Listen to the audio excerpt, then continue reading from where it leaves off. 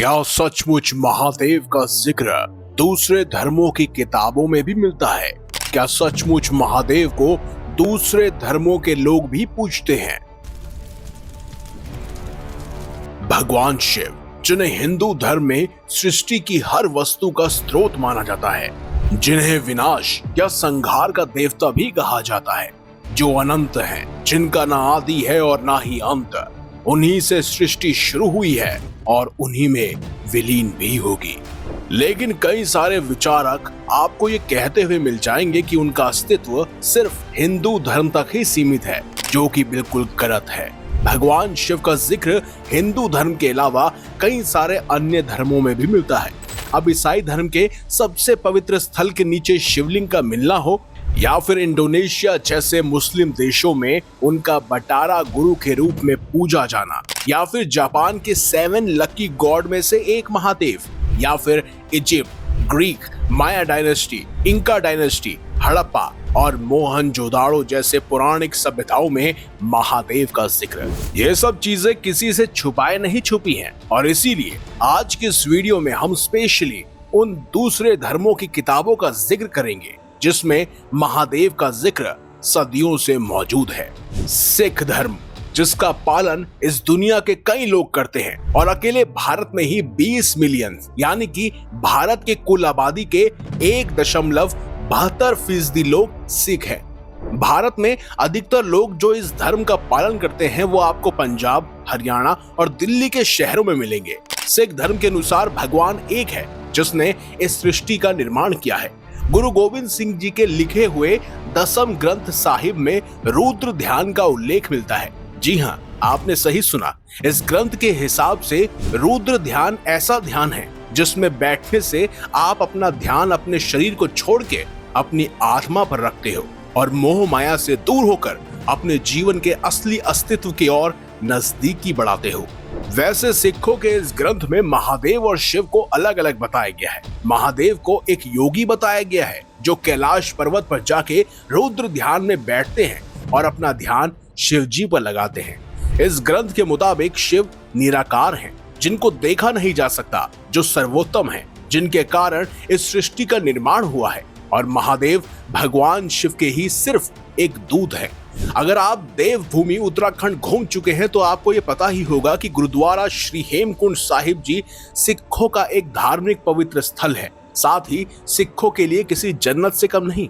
आपको जानकर हैरानी होगी कि गुरु गोविंद सिंह जी हिंदू धर्म के सबसे बड़े देव भगवान शिव को मानते थे और उन्हीं की तरह योग साधना में लीन भी रहते थे।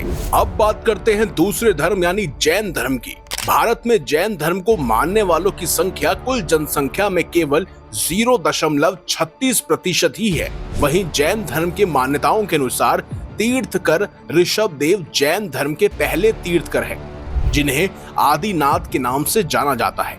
ऋषभ देव एक बिना वस्त्र के रहने वाले साधु थे, जिनको कपड़ों की जरूरत कभी महसूस ही नहीं हुई, जैसे महादेव थे, क्योंकि महादेव भी पहले निर्वस्त्र ही रहते थे। बाद में उन्होंने शेर की खाल वस्त्रों की तरह धारण की। वहीं दूसरी तरफ महादेव के वाहन नंदी हैं। उसी तरह ऋषभ देव के भी वाहन एक सांड ही हैं। दोनों शिव जी और ऋषभ देव जी को आदिनाथ के स्वरूप में दर्शाया गया है और दोनों ही कैलाश पर्वत पर विराजमान रहते हैं। शिव जी के सेवकों को गण बोला गया है, जिनके सरदार खुद नंदी जी हैं। वहीं ऋषभ देव के शिष्यों को भी गण बोला गया है और उनके नेता को गणधारा। साथ ही ये सब जानकारी हम हवा में नहीं बोल रहे हैं। इन सब का जिक्र उनकी धार्मिक किताब आगम में मौजूद है। महावीर की शिक्षाओं वाले ग्रंथों को ही आगम कहा जाता है और श्वेतांबर जैन धर्म के विविहित साहित्य ही उनके शास्त्र हैं।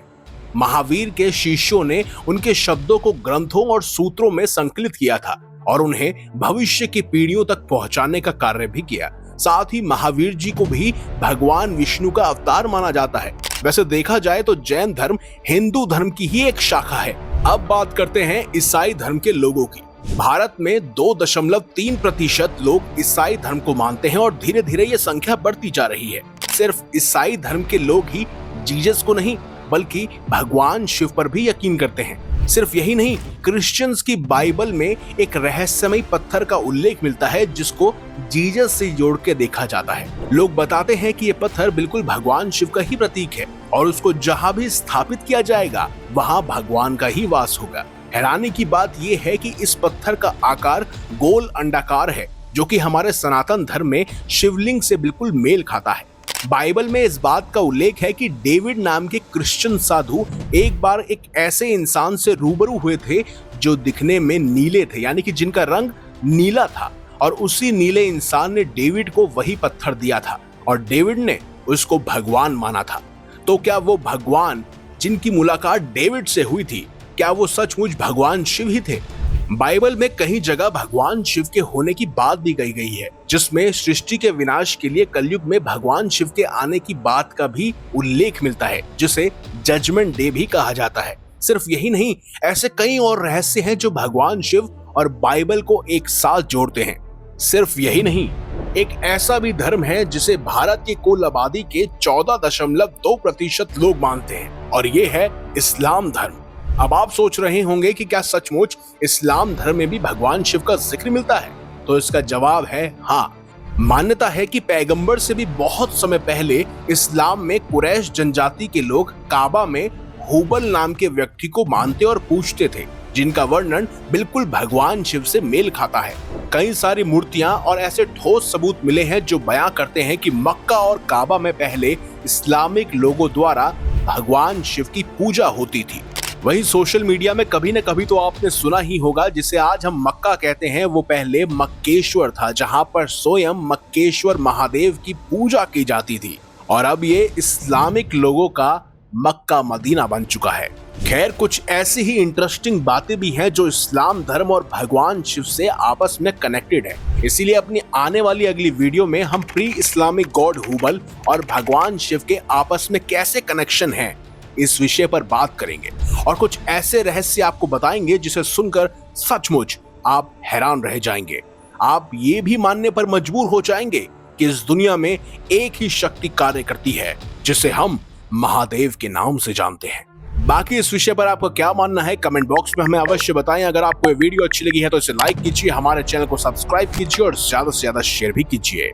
साथ ही कमेंट बॉक्स में सावन के इस पावन त्योहार पर हर हर महादेव लिखना ना भूलें। तो मिलेंगे अगली बार एक नई खास वीडियो के साथ। तब तक ले देखते रहिए संपूर्ण ज्ञान का केंद्र बिंदु, मिस्टीरियस हिंदू।